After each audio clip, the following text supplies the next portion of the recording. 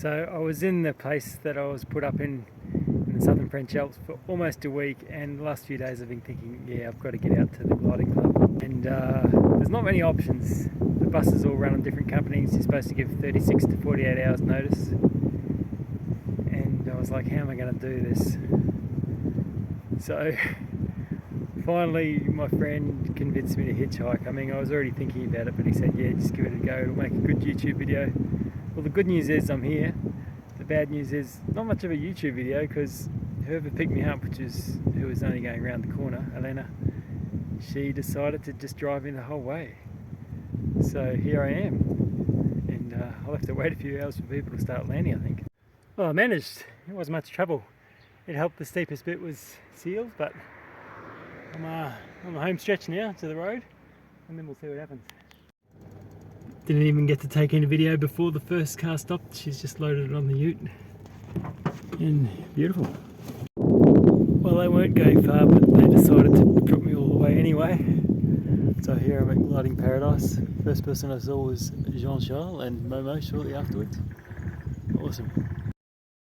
The first person I saw winching here was from a nearby hill when I was on a hike and fly, and it was Fabian. I met him the next day, and today he was out there having a big flight.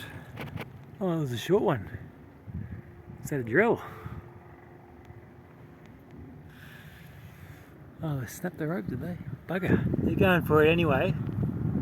It's the same guy in the DG 500 and something, I think, that was scratching around there for probably at least 20 minutes before landing on their last flight. So back to the same old spot, eh?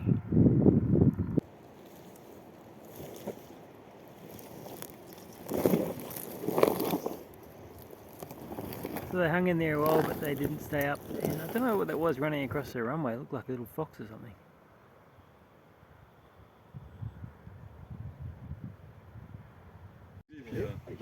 Fabian. We had a great dinner of barely cooked tuna that night in Cisteron, and the next day I would fly. Wow, so many vultures. They're scratching pretty low. Getting in and out as a disabled pilot is one of the requirements for the Europe license. But on this aircraft and this seat, it's pretty straightforward. So the first go of hand controls is a bit uncoordinated. So I've flown with Bart before, and often he's really quiet, but this flight he had a few things to say.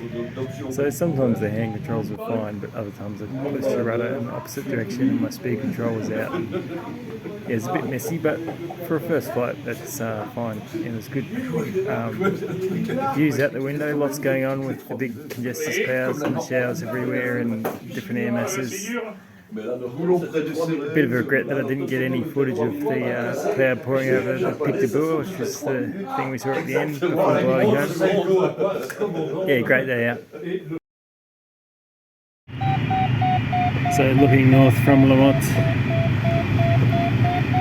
Bart said the low cloud has been in the northern French Alps for 3 days. So as Bart said, our playground was a bit small today, but at least it's basically just all around the airfield, and that meant I had time to do some shopping that evening. But even worse over there.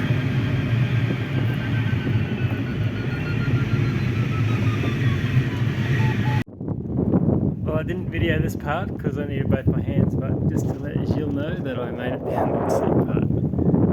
And from here it's a more gentle downhill to the airfield. Broody skies. Awesome that we got to fly a few hours today. Oh, just got to get the steering right. It's actually more of a hill than I thought. I've barely had to push. A lot of cars, but they got heaps of room to see me. And I can go for the ditch if they don't, but they always do. Good times.